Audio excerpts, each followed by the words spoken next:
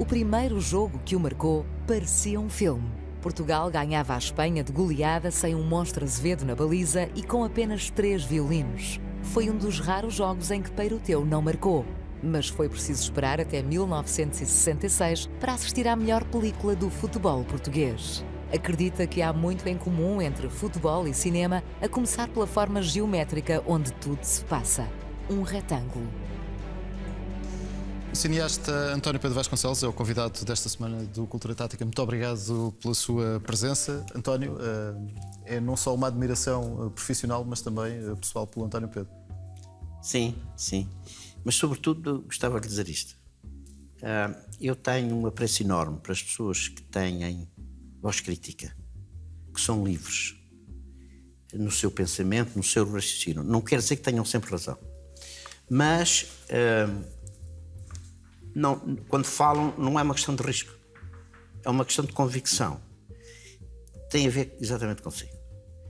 E este programa, nós trazemos pessoas que são interessantes, que têm alguma coisa para nos dizer, como é o seu caso. E como eu estou na fase da minha vida, que eu é que escolhi o assim para vir para estar aqui connosco, a conversar e a divertir-se. E dá-me um enorme prazer, porque a admiração é recíproca. Aliás, nós ultimamente temos convivido até bastante. Exato. Que é uma coisa que eu já há muito tempo, porque eu ouvi-o jogar e acompanhei a carreira do Simões. Portanto, foi uma coisa fantástica quando um amigo comum disse: olha, vamos todos almoçar e tal. E a partir daí conversámos. Mas aquilo que o Simões diz, para mim é natural. Quer dizer, eu não consigo conceber que se viva de outra maneira. Exato. Quer dizer, por exemplo, eu sou um benfiquista que sofro, sou um benfiquista doente, que transmiti isso aos meus filhos, aos meus netos, etc. Mas sou um espírito livre, ou seja, e sou incapaz, por ser benfiquista, não é, de deixar de criticar aquilo que acho que está mal.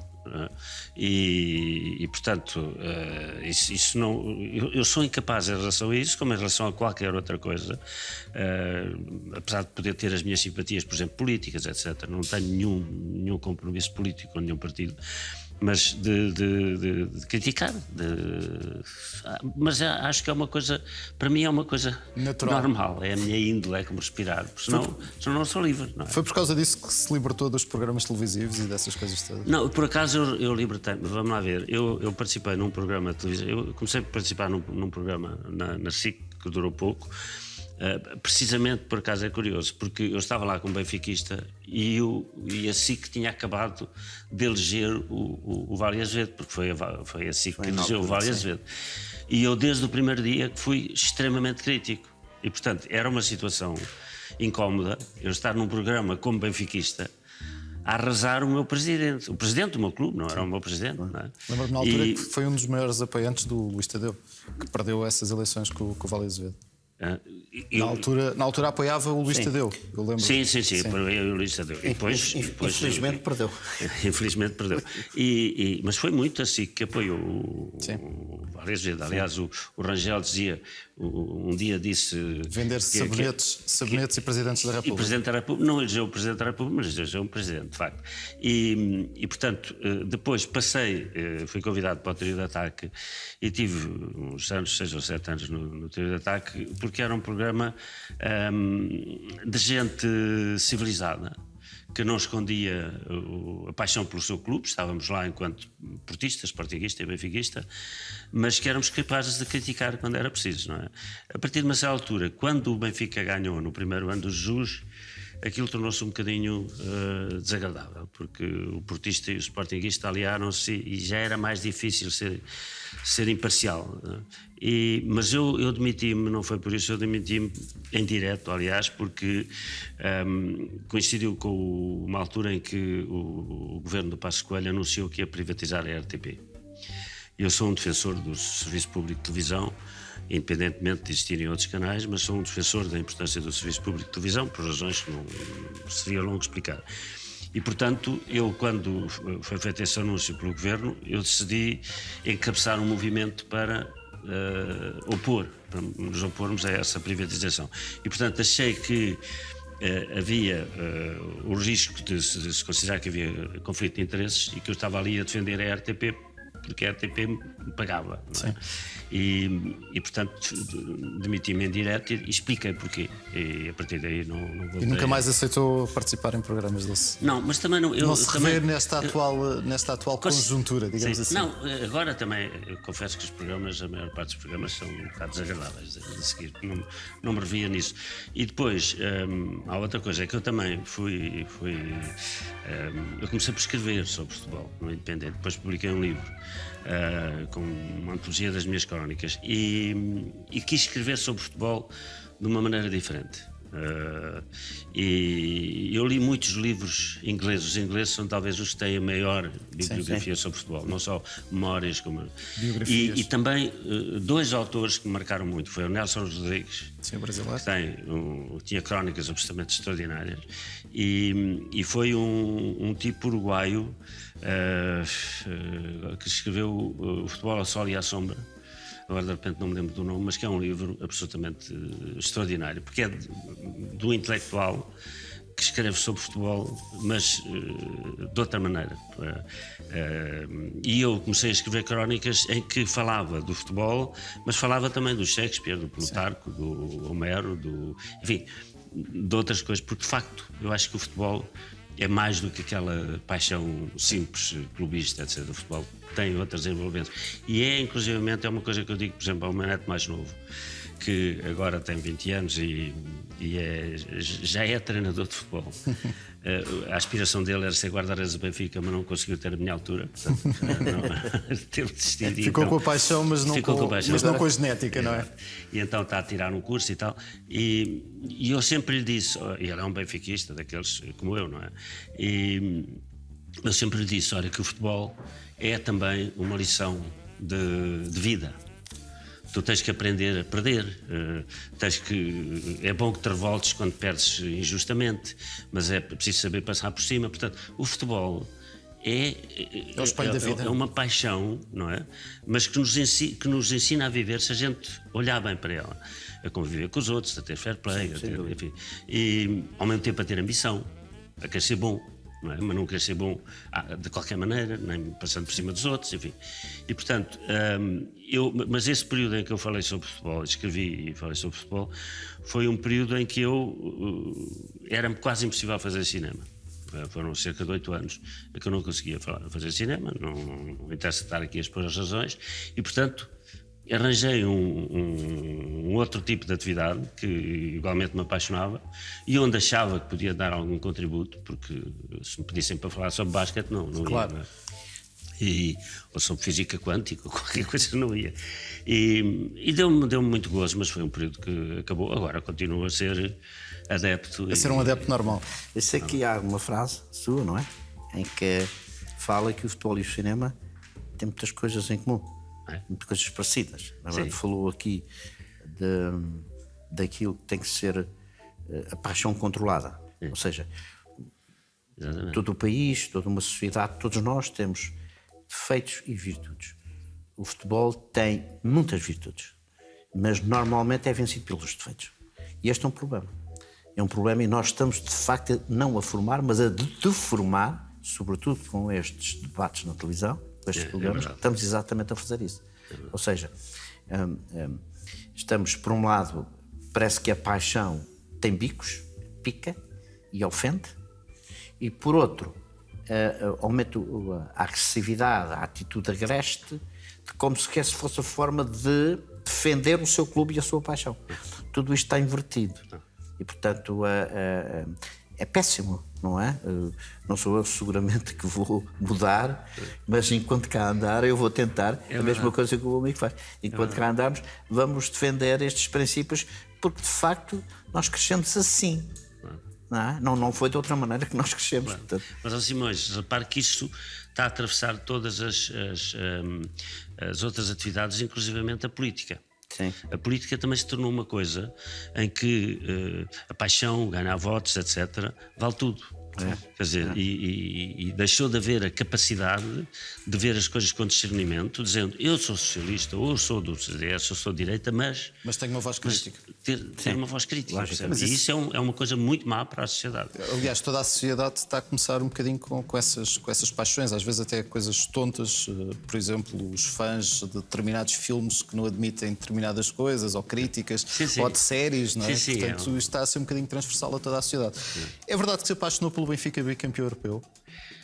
Eu apaixonei-me por Benfica. Vamos lá ver, o meu pai levava-me ao futebol desde muito novo. Eu vivia em Coimbra entre os 7 e os 14 anos e fez-me sócio da Académica, etc. Lembras-te do primeiro jogo que viu, por exemplo? Lembras-te do primeiro jogo que viu? Foi um jogo da Académica qualquer, mas já lhe vou dizer qual foi o primeiro jogo que me marcou e foi um jogo muito importante e não foi da Académica. Eu ia ver os jogos da Académica, era uma grande equipa, tinha o Cândido de Oliveira, treinador, tinha jogadores como o Rocha, enfim, mesmo antes ainda vi jogar o Bentes.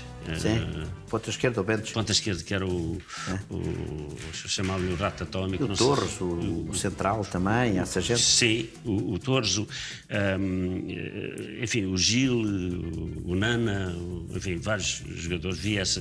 Foram duas grandes equipes, depois a do Rocha, enfim. E depois vim para Lisboa. E, sobretudo, quando comecei, digamos, a sair e a dar-me com os meus colegas e a ver futebol, a ir ao futebol espontaneamente, tornei-me benfiquista. Quer dizer, mesmo antes das vitórias quando o Benfica ganha as duas Champions, na altura não eram Champions, eram Taça dos Campeões Europeus, eu vivia em Paris e não havia televisão, portanto eu não vi esses dois grandes jogos em direto. Não é? Vi-os depois mais tarde. E portanto, e para mim foi extremamente importante. Porquê? Porque nós em Paris, digamos, dentro da nossa comunidade, pronto, tudo bem, mas digamos, a sociedade francesa considerava que os portugueses, os tugas, eram os tipos de imigrantes que iam para porteiras e para iam para os Bidonville, não é? E para os Bidonville. E de facto, de repente, o Benfica ser campeão europeu, quer dizer, dava-nos um orgulho fantástico, não é? Quer dizer, esta famosa equipa em que participou o Simões, o Coluna, o Eusébio, etc., dava-nos E eu depois vim para Lisboa e a maior parte dos meus amigos do cinema eram benfiquistas e havia uma coisa no Benfica que a mim me surgiu, para além das vitórias, era que era um clube popular, democrático, numa altura onde não havia... Que foi um clube perseguido pelo regime, ao contrário do que o Pinto Costa quis fazer, fez querer. Exatamente ao contrário. E portanto, eu vi os jogos, depois vi os jogos do Benfica, mas o primeiro grande jogo que eu vi e que me marcou imenso, das minhas recordações de infância, é talvez a mais forte, foi que o meu pai trouxe-me com um amigo que ele tinha, que tinha um Citroën, e que vivia em Lisboa, mas era amigo dele, e foi-nos buscar a Coimbra para vir a Lisboa ver um jogo ao Estádio Nacional, em 1947, de janeiro, salvo erro, que foi um Portugal-Espanha, em que nós ganhámos 4-1. Foi um jogo absolutamente extraordinário. Bom, o estádio estava cheio, claro.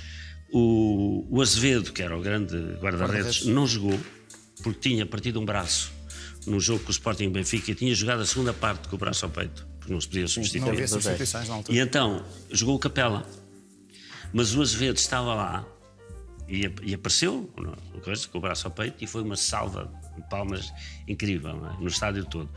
E curiosamente foi um jogo em que Portugal não jogou com os 5 violinos. Jus Correia, Vasco Peiroteu, Travassos e Albano.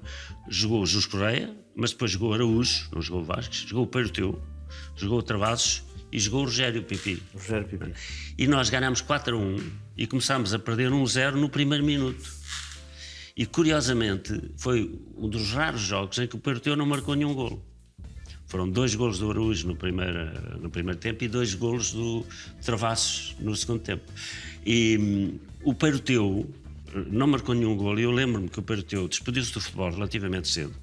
Aliás, o Peiroteu é o único durante muito tempo que deixou memórias, são memórias escritas por ele, absolutamente extraordinárias. Foi o primeiro livro que oferecemos neste programa. Oferecemos ao Presidente da Assembleia da República.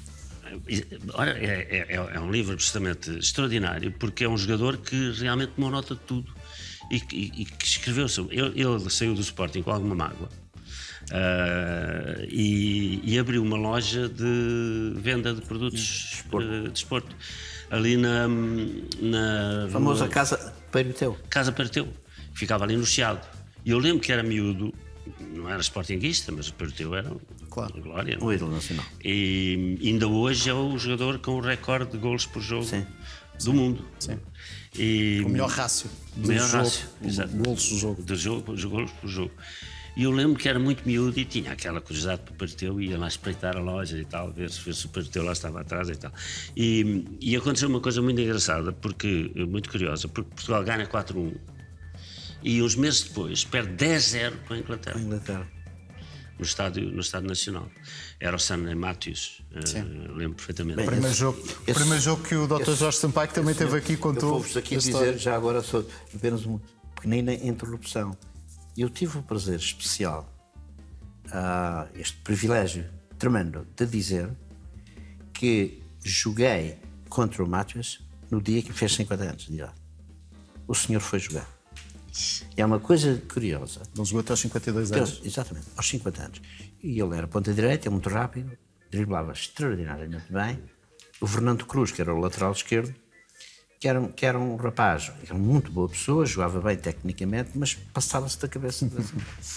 Nós tivemos que o avisar assim: ó Fernando, não batas no homem, pá, o homem tem 50 anos.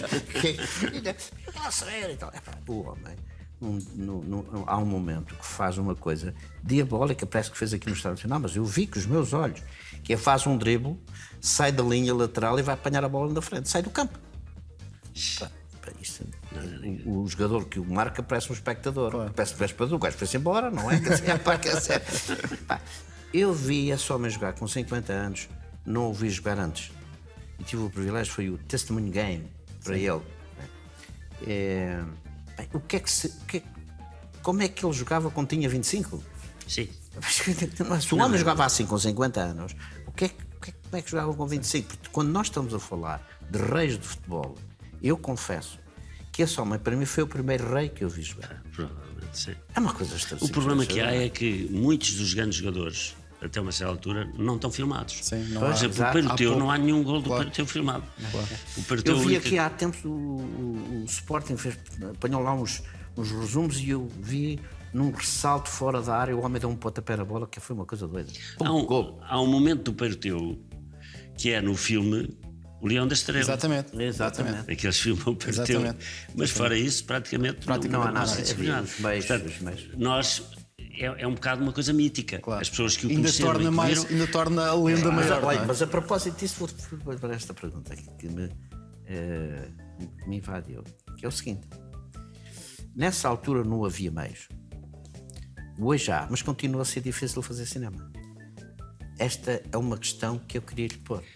Como é que é possível, tendo nós meios ao dispor, que são meios universais, não há cá mais desculpas para ninguém, e o meu amigo continua na sua, eu não direi luta, mas na sua persistência, no seu gosto, na sua paixão de fazer coisas. Ainda agora, recentemente, o meu amigo teve o cuidado de me convidar a um filme que fez que eu gostei imenso. De grande qualidade, eu próprio, ignorante, não sabia que o meu amigo era capaz de fazer cinema com tanta qualidade. Estou-lhe a dizer isto com toda a sinceridade. eu sei, não me leva a mal. Não, mas ok? Não, pelo contrário. E eu disse com quem eu estava, assim, como é que isto é possível? Mas isto tem que se arranjar meios para fazer mais coisas sobre isto. Porque se consegue fazer isto, seguramente na próxima faz-se melhor. Hein? Ora bem, portanto, também para lhe dizer isto, há pouca vontade às vezes de que é o aproveitamento de uma inclinação, de um dom, de uma vocação, seja em que área for. Até parece que a única coisa que damos valor é o futebol. Acho muito bem, mas há muito mais coisas que os portugueses são capazes de fazer. Queria dizer isto porque é verdade. Pois.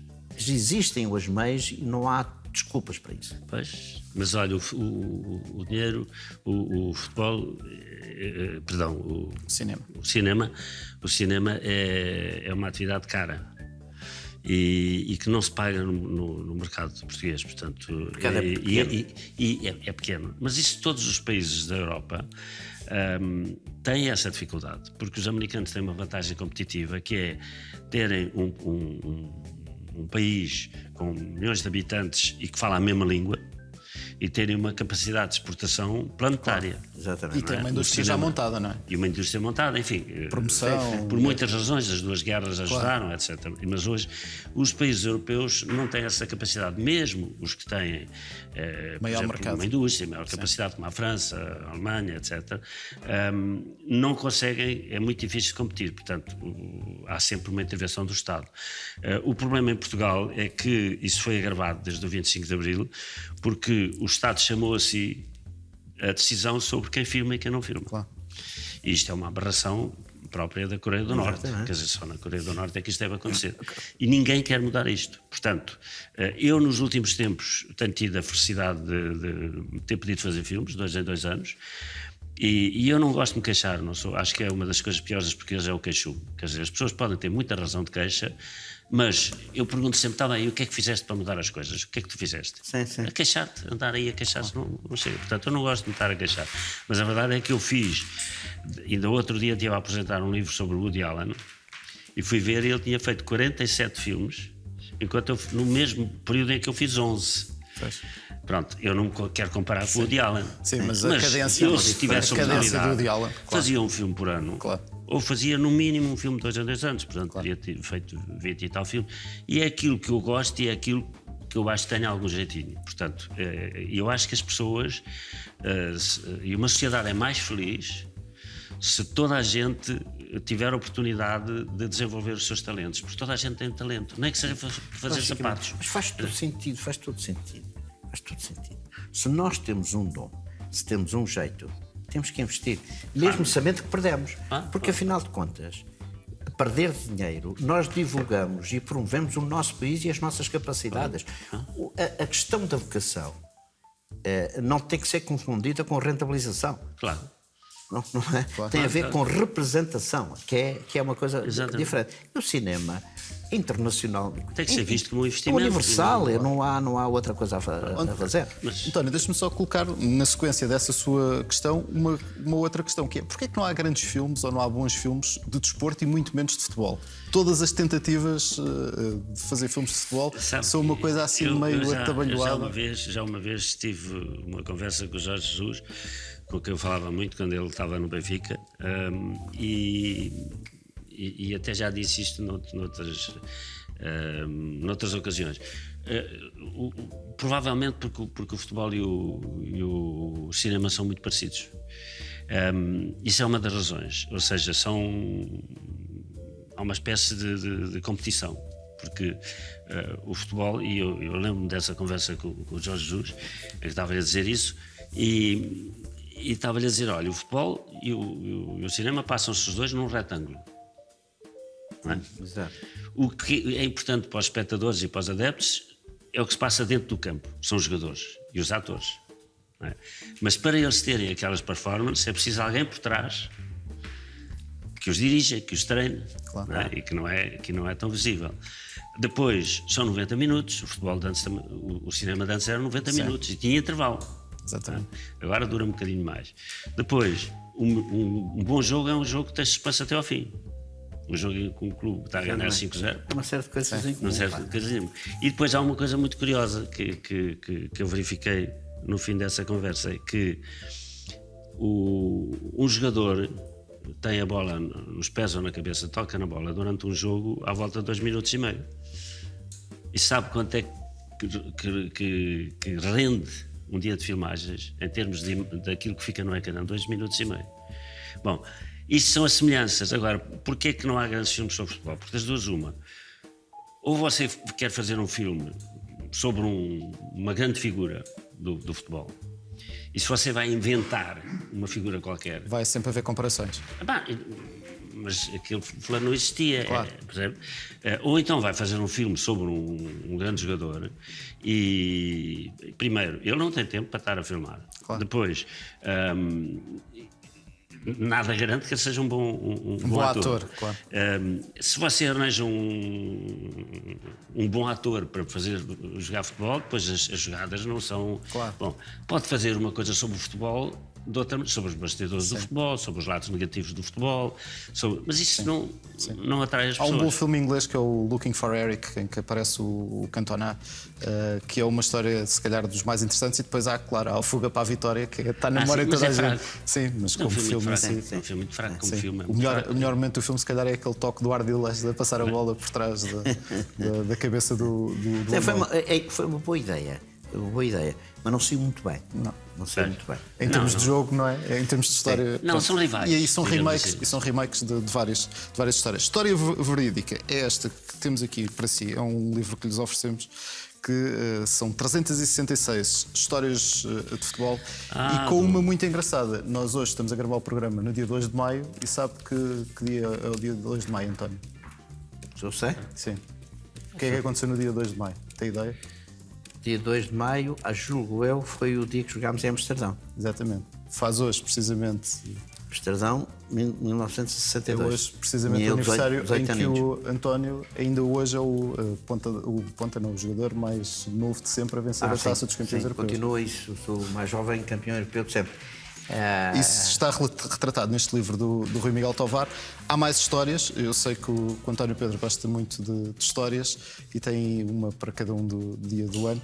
Essa é provavelmente uma das mais bonitas da história do futebol português, ou, por exemplo, a conquista do Europeu, ou mesmo o Mundial de 66. Qual é, para si, a história mais bonita do futebol português? Português? Sim. Quer dizer, provavelmente, acho que foi a participação em 66, por várias razões. Primeiro, porque foi o primeiro campeonato do mundo que teve uma projeção mundial.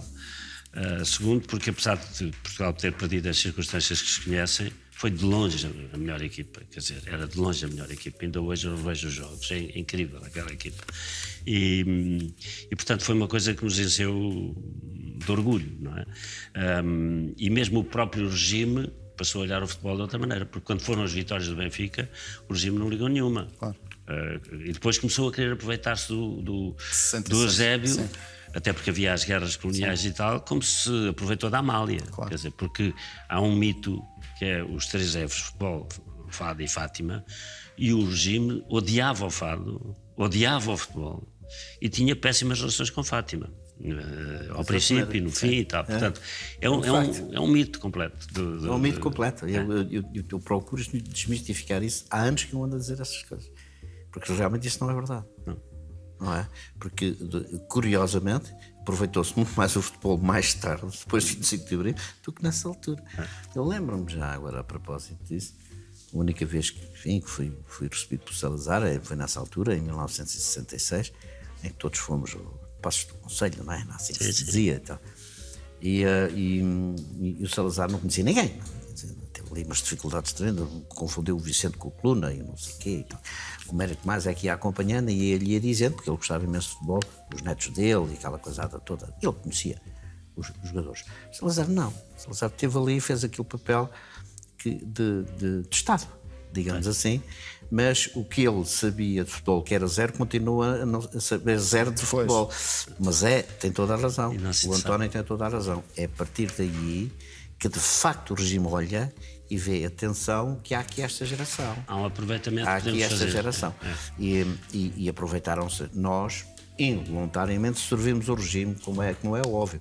Mas, se havia algum clube naquela altura, e ainda hoje, que tem uma relação com a democracia, com a atitude democrática, na defesa daquilo que eram os princípios e valores de um povo, etc., foi o Benfica. Eu assisti, e já disse isto mais que uma vez, eu assisti a Assembleias Gerais, de morrer. Não era nenhuma brincadeira para o presidente do Benfica ter que se explicar e o senhor presidente da Assembleia Geral ter que controlar aquilo. Aquilo não era nenhuma brincadeira. E o Benfica exercia exatamente essa democracia como um direito assumido. Tinha que ser nas escuras porque não havia outra hipótese, não é? Mas sempre que havia oportunidade, os dirigentes tinham a responsabilidade de gerir o clube e eram questionados pelos seus sócios. Tinham que prestar contas. Coisa que não acontecia nem no Porto, nem no Sporting, nem nos outros clubes. Exatamente. E outra coisa, o Benfica foi também perseguido em relação ao estádio, por exemplo. Mesmo quando ganham a primeira Liga dos Campeões europeus, o Benfica volta e pede para adiarem o jogo com o Setúbal das meias finais, não adiaram. Portanto, tiveram que jogar logo no dia seguinte. Perderam 4-1 em Setúbal. Perderam 4-1 em Setúbal. O Benfica é eliminado da taça. Depois de ter Portanto, ganho competição a taça dos campeões rainha, não é verdade? Porque ninguém quis adiar aquele jogo com o Benfica a representar Portugal em Barcelona, em Berna contra o Barcelona. Portanto, veja bem, quer dizer, então o Benfica era do regime, tinha todo o poder. Isto é completamente impensável, uma coisa dessas. António, tudo isso é mentira. Já não temos muito mais tempo. Nós temos sempre um desafio que é o António coloca sempre o nosso convidado a jogar numa posição em campo. Onde é que colocaria aqui o António Pedro a jogar? Maestro. Número 10 nas A conduzir, não sei se com transição, sem transição, quero lá saber isso para alguma coisa, mas com aquilo que é aquilo que eu considero o mais importante e que define se sabe jogar ou não, que é ter a cultura do jogador e ter a inteligência para relacionar com o mesmo. Caso de momento. Não sei se lhe assenta bem essa eu posição. tinha a altura dos Zé Torres, podia jogar, podia jogar mais à frente ou mais atrás. mais não é? atrás. António Pedro Vasconcelos, muito obrigado pela sua presença no Cultura Tática. António, temos um convidado daqui a 15 dias. Obrigado, António. Obrigado. Daqui a 15 dias temos mais um ilustre convidado no Cultura Tática. Até lá já sabe. Fique bem, fique com o Sport TV.